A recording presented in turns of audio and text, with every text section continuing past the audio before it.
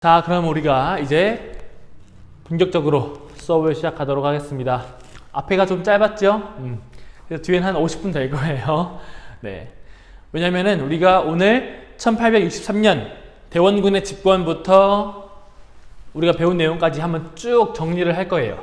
그래서 조금 시간이 걸리고 여러분들이 함께 하면서 아, 이때 이게 있었지, 이때는 저게 있었어 라고 다시 한번 떠올려 보기 바랍니다. 그러면은 보도록 할게요. 우리 63년 누구죠? 대원군. 글씨를 예쁘게 쓰도록 노력을 해볼게요. 네. 대원군이 집권했을 때 문제는 두 가지였다. 국내와 국외. 그래서 각각 왕권 강화와 그리고 통상수교를 거부하는 정책, 요 두 가지를 펴게 되었더라. 그런데 이때 당시에 양반들은 크게 두 가지의 흐름으로 나뉠 수 있었어요. 하나는 야, 통상수교 하자. 통상 개화론자가 있었고요. 대원군의 뜻을 지지했던, 적어도 왕권 강화는 아니더라도 통상수교 거부는 지지했던 누구? 위정, 척사 운동 세력들이 있었습니다. 그래서 이렇게 구분을 해서 알아두면 좋고요. 왕권 강화에는 무엇이 있었는지, 통상수교 거부 기억납니까? 병인양요, 신미양요, 그 결과 척화비, 건립 이런 것들이 있었습니다. 여기서 우리가 하나 생각을 해볼 거는 과연 우리가 대원군의 입장이었다면은 우리는 어떠한 세력들의 입장에서 정책을 실시했을까? 이러한 시대적인 흐름에서 서양 세력들이 들어오고 있고 빨리 근대화라고 하는 과제가 있는 이 시기에, 이 시대에 내가 정책을 결정하는, 국가의 중대사를 결정하는 인물이라면은 나는 무엇을 했을까 고민해 볼 필요가 있습니다. 왜냐하면은 둘 다 틀리지 않기 때문이에요. 네, 그렇죠. 그러다가 양반 유생들의 반발에 의해서 73년에 대원군이 하야하게 되고요. 고종이 집권합니다. 근데 고종이 집권했을 때부터 약간 개화에 대한 이미지가, 개화에 대한 인식이 긍정적으로 바뀌어 나가기 시작을 하고, 때마침 일본이 운용호 사건을 일으키면서 통상을 요구를 해요. 이러한 흐름에 따라서 아무런 준비 없이 강화도 조약이 체결이 됩니다. 그러면서 최초의 근대적이면서 그리고 불평등한 조약이 체결이 되더라 라고 하는 것이 이때였고요. 그 이후에 안 되겠다, 우리 개화 정책을 좀 해야겠어 라고 마음을 먹고 무엇을 설치한다? 통리기무하문을 설치해서 전담 기구를 만들고요. 그리고 또 청에는 영선사, 일본에는 조사시찰단, 수신사 이런 것들을 파견을 했었죠. 그리고 미국에다가는 보빙사라고 해서 미국에도 관리들을 파견을 합니다. 이때 파견된 사람이 저 뒤에서 배웠던 유길준이라는 인물이에요. 중립화론을 주장했던. 어찌됐든 이런 식으로 해외에 사신들을 파견을 하기도 했고요. 사신이라기보다는 젊은 관료들을 파견을 하기도 했고요. 그리고 또 뭐가 있을까? 왜 3개 있을까? 더 있을 텐데 기억이 안 나네. 자, 이렇게 진행을 했고요. 여기에 대해서 통상 개화론자들이 주도를 한 이 정책에 대해서 위정척사 운동 세력들이 비난을 하더라. 그것이 뭐다? 대표적으로 이만손의 만인소 사건이라고 있었죠. 이것은 왜? 조선 책략의 유포에 대해서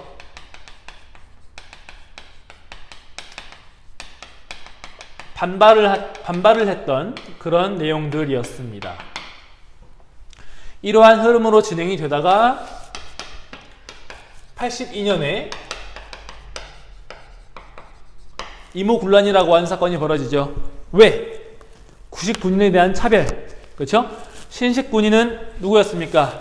이때 통리기무하문 밑에 만들어진 별기군이라는 조직이 있었는데 그 별기군만 잘해주지 말고 예전에 있었던 군대도 잘해줘야지.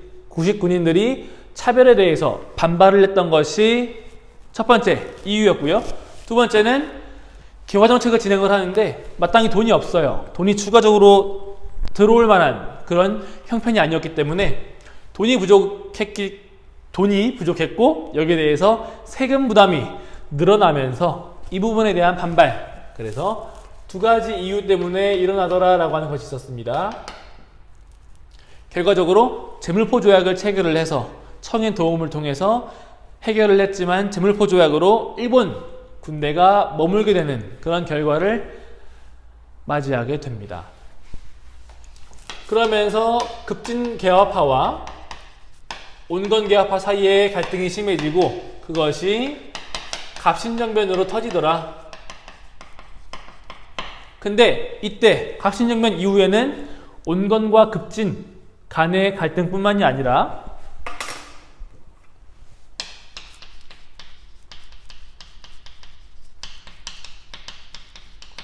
국제적인 갈등도 심해져요. 청나라와 일본 간의 대립도 심해지고 또 러시아가 남하하려고 하니까 여기에 대해서 영국이 갑자기 검은도를 점령을 합니다. 불법으로. 검은도 사건이라고 하죠. 노란색으로 쓴 이유는 여러분들이 꽤나 많이 틀렸어요. 전 지난번에 퀴즈를 풀었을 때 프랑스라고 했던 것 같은데 프랑스가 불법으로 점령했다. 여기에 오라고 한 친구들이 너무 많았어요. 그 부분 때문에 다시 한번 언급을 합니다. 검은도 사건은 러시아 남하를 저지하기 위한 명분으로 영국이 검은도를 점령한 사건이었습니다. 네, 좋고요. 그러니까 야, 이럴 바에는 차라리 조선을 중립화해라. 누가 주장했습니까?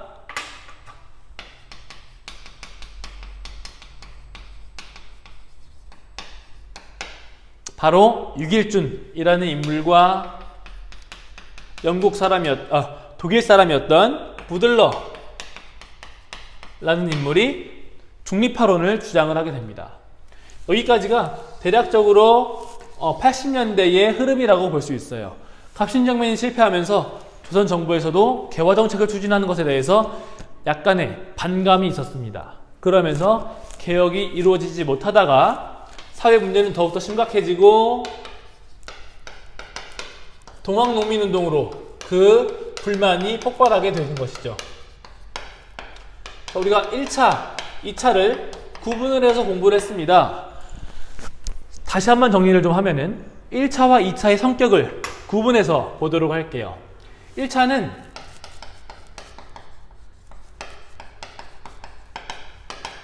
제폭구민이라고 보통 많이 표현을 합니다. 폭정을 제압을 하고 백성들을 구하겠다. 요거는 백성들의 입장을 많이 반영을 한 것이죠.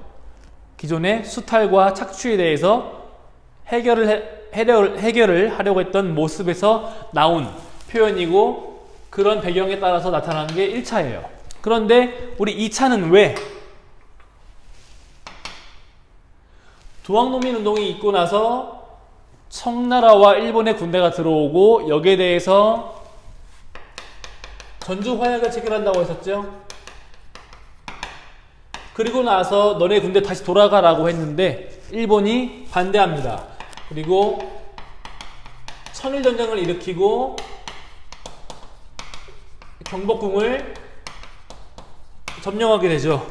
그래서 이 경복궁을 점령한 것에 대한 반발로서 일어난 게 2차라고 볼 수 있어요. 1차 때는 양반들, 관아의 관리들이 수탈을 해서 여기에 대해서 저항한 것이라고 한다면 2차는 국가가 절대적인 위기 상황에 처했다. 이것을 해결해야 한다. 그렇죠? 그래서 보국안민이라고 표현을 합니다. 나라를 보호하고 백성들을 편안하게 하겠다. 약간 성격이 다르죠. 물론 겹치기도 해요. 1차에서 이 보국안민이 없던 건 아니야. 그런데 굳이 1차와 2차의 성격을 철저히 구분 지으라고 하면은 이런 식으로 볼 수가 있습니다. 왜냐하면은 발생했던 배경이 조금 다르기 때문이죠. 네. 그래서 보국안민이라는 목표로 일어났는데 결과적으로 어디에서? 우금치 전투에서 패배하면서 전봉준이 끌려갑니다. 그러면서 동학농민 운동은 끝나게 돼요. 우리 아직 끝나지 않았죠? 근데 요 청일전쟁, 일본이 청일전쟁을 일으키면서 조선 정부에다가 내정 개혁을 요구하게 됩니다. 그래서 실시된 것이 제1차 갑오개혁이었어요. 그런데 요 내정개혁을 하기 전에 조선 정부는 어떤 준비를 하고 있었냐면은 전주 화약을 체결을 했으니까 농민군의 입장을 반영을 해야겠죠. 개혁을 해야 될 거 아니야. 그리고 예전에 갑신정변 때도 뭔가 개혁의 움직임이 있었어. 그런데 실패하면서 제대로 반영이 되지 않았죠. 이런 것들을 좀 반영을 하자. 조선 정부가 자체적으로 개혁을 시도하려고 했습니다. 그 개혁의 기구로서 교정청이라고 하는 것을 만들게 돼요. 그런데 이제 이것이 무시당하는 거야. 이거 없애. 그리고 뭐 만들어? 군국기무처 만들어. 누가 진행하냐면은 김홍집을 중심으로 해서 신일 내각을 만들어라. 이렇게 진행을 해라 라고 오다를 내립니다.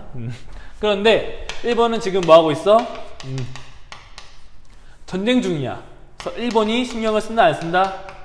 많이 쓰지를 못해요.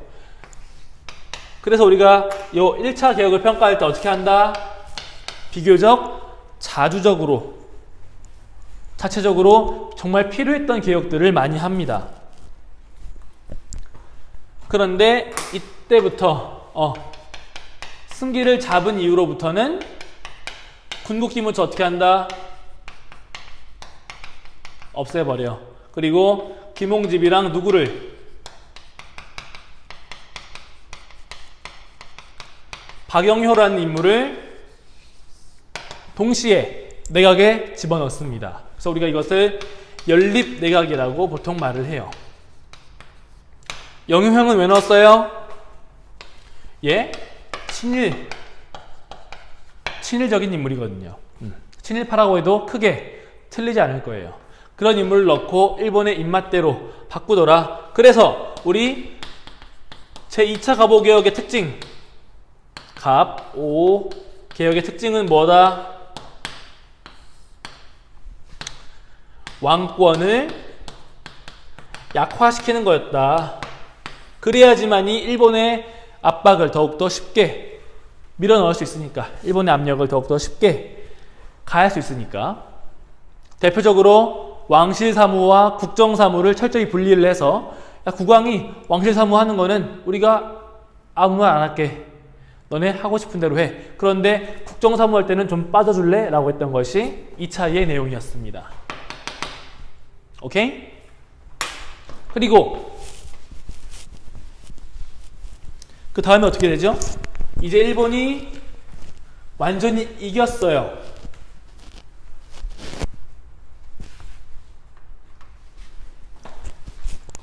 일본이 승리하게 됩니다. 그리고 체결한 것이 시모노세키 조약이라고 했었죠. 시모노세키 조약에서 요동반도, 랴오동이라고 하는데 요동반도와 대만을 가져갑니다. 그러면서 이거 너무 많이 가져가는 거 아니야? 너네 적어도 요동반도는 돌려주어야 해 라고 했던 삼국 간섭이 이루어지죠. 러시아와 프랑스, 독일 요 세 나라가 일본에게 압박을 가합니다. 이 두 사실을 배우는 이유는 물론 세계사이긴 하지만 이것이 조선 정부에 끼친 영향이 크기 때문이에요. 조선 정부가 요 두 사건들을 보고 나니까 저 강한 일본이 세 나라의 한마디에 깨갱하네 라고 하는 모습을 본 거예요. 그러면서 야 김홍집 친러 내각 만들어 라고 요구를 하게 됩니다. 누가? 명성황후에 의해서. 그러면서 일본이 감히 우리가 지금 쌓아놓은 게 얼마나 많이 있는데, 이렇게 하라고 했던 게 얼마나 많은데 이걸 한순간에 물거품으로 만들어 더 이상 참을 수가 없어. 야, 명성황후를 죽여라 라고 해서 일미사변이 일어나고요. 그리고 다시 우리 입맛대로 개혁하자. 일미개혁을 단행을 합니다. 이때 가장 중요했던 단발령이라고 하는 것이 실시가 되는데요. 요 두 사건으로 인해서 무엇이 일어난다? 을미의병이 일어나더라. 요 전체적인 내용이 다 1895년 그 한 해에 벌어진 사건이에요. 이 을미의병 때는 우리가 잘 알고 있는 인물이 참여합니다. 퇴익현, 아까 70년대 외양일체론을 주장했던 그 인물이 여기에도 참여를 하고요. 유인석이라는 양반 유생도 참여를 해요. 그래서 우리가 을미의병의 특징을 물어볼 때에는 양반 유생이 주도했다라고 보통 얘기를 합니다.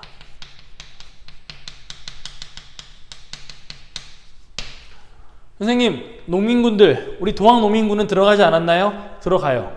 들어가지만 주요 멤버들은 요 멤버들이었고, 요 멤버들에 의해서 의병운동이 전개가 됩니다. 그렇지만 한 가지 한계를 먼저 얘기를 하면은,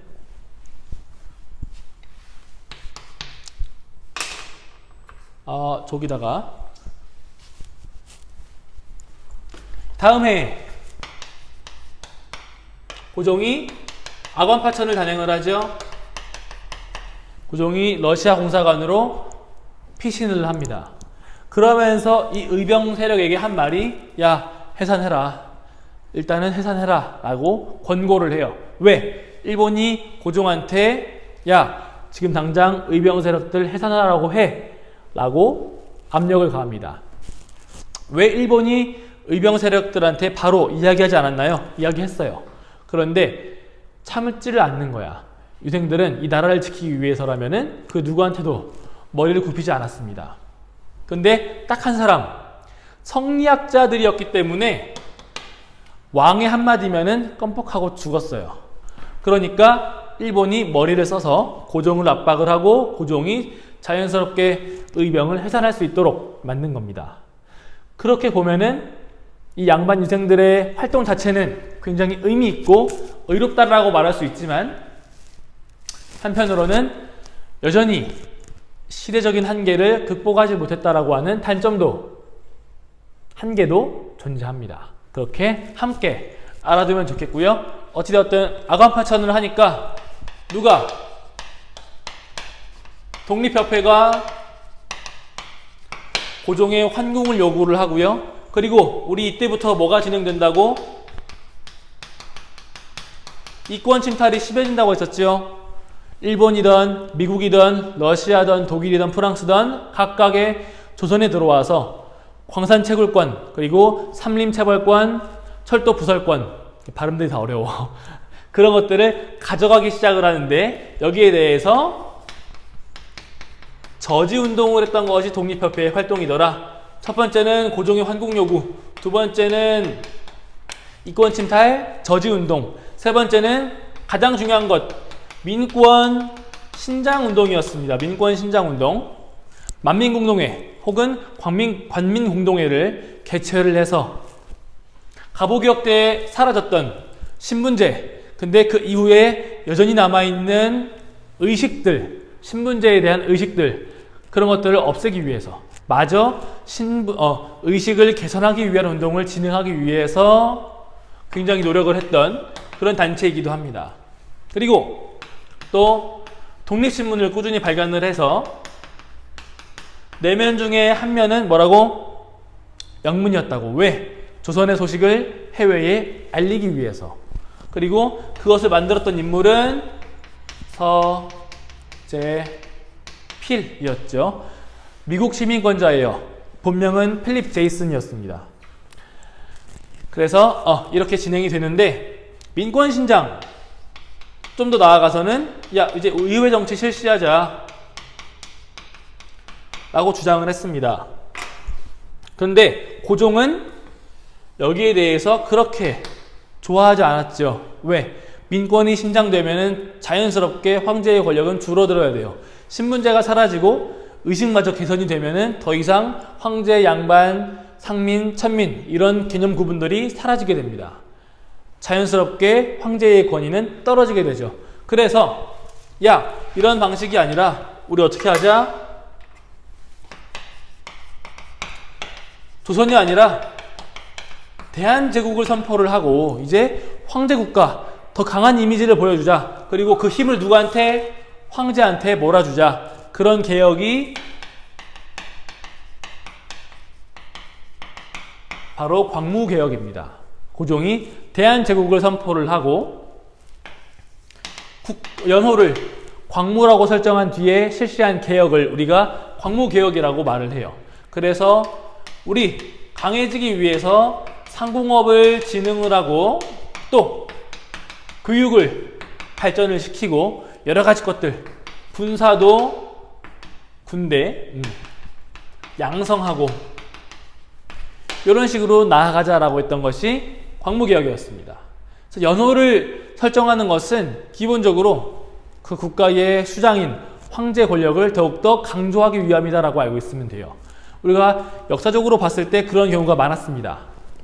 기억나는 연호가 있나요? 광구토대왕 때가 있었죠. 또 백제의 버풍왕도 연호를 썼습니다.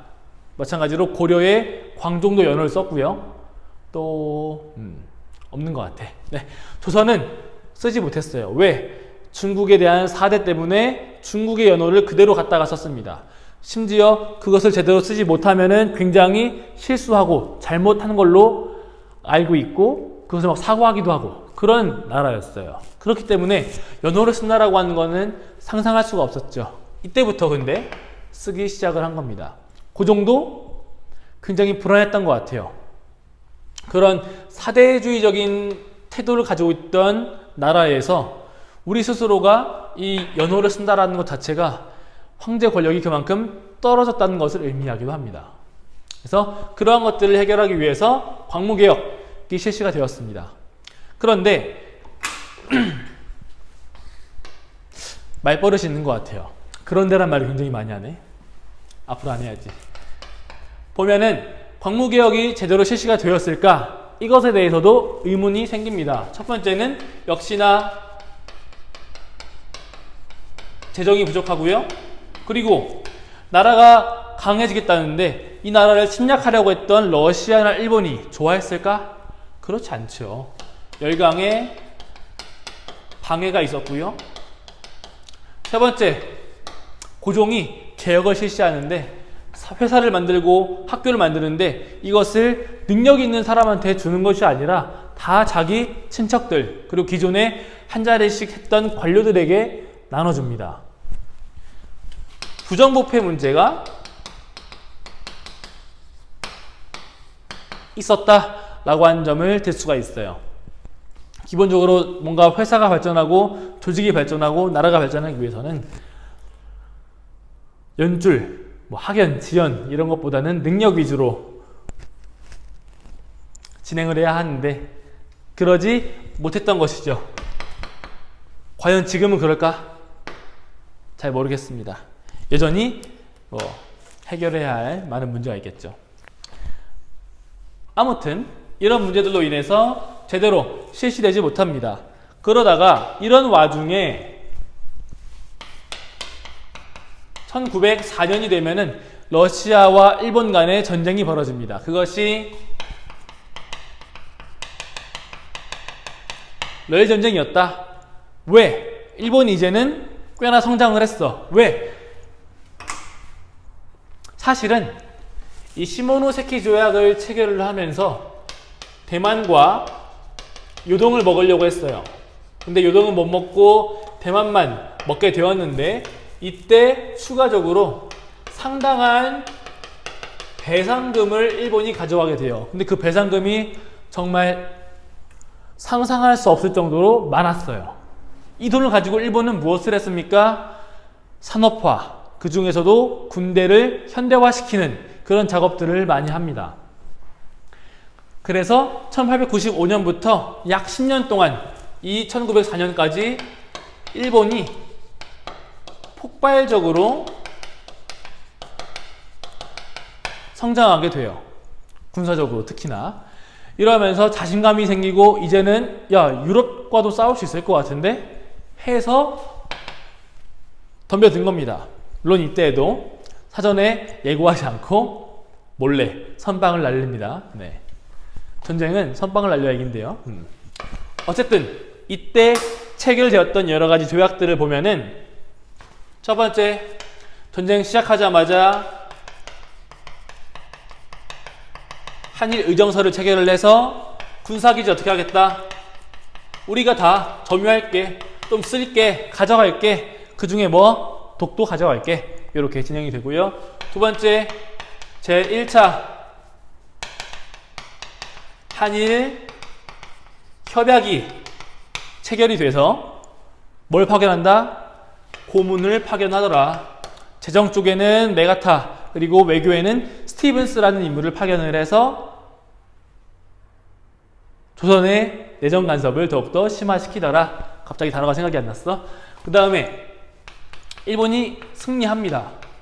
승리하고 조선에 이제 또 다른 조약을 체결시키려고 봤더니 이때가 떠오르는 거야. 또 누군가가 간섭을 해서 조선을 못 먹게 하는 건 아닌가, 이런 불안감이 생겼습니다. 그래서 일본이 어떻게 하냐면은 미국, 영국, 그리고 전쟁을 했던 당사자인 러시아에게 각각 조약을 요구를 해요. 그래서 다 입을 막아 놓는 거야. 우리 이제 조선 가져갈게, 너네는 저거 가져가 라고 각각 사인을 합니다. 그런 뒤에 뭘 체결한다? 을사조약, 제2차 한일협약을 체결하게 됩니다. 그런데 을사조약에 과연 실제로 고종이 사인을 했는가? 그러지 않았다. 여러분들 자료를 새로 나눠줄 건데 그 자료에 최종 날인한 사람을 보면은 고종이 아닙니다. 그래서 이 조약은 불법이다. 뭐라 부른다? 을사늑약이라 부른다. 그 내용은 통감부를 설치하고 통감에 의해서 조선의 정치가 이루어지게 되고, 그리고 외교권을 박탈하고 조선이랑 관계를 맺는, 국제 질서를 맺는 모든 국가들은 다 누구를 거치게? 일본을 거치도록 만듭니다. 그리고 이 일대 총감으로 파견이 되었던 인물이 이토 히로부미였다. 우리는 이제 이 이후의 시기, 1905년부터 1910년 사이의 시기, 약 5년의 시기 동안 조선의 나머지 권리들, 외교권 말고 경찰권, 사법권, 모든 것들이 어떻게 수탈되어 가는지, 빼앗겨 가는지 보도록 할 겁니다. 조금은 슬픈 역사이죠. 본격적으로 시작이 되는 거예요. 네. 일단은 여기까지 우리가 복습한 내용을, 배운 내용을 좀 복습을 해보았습니다.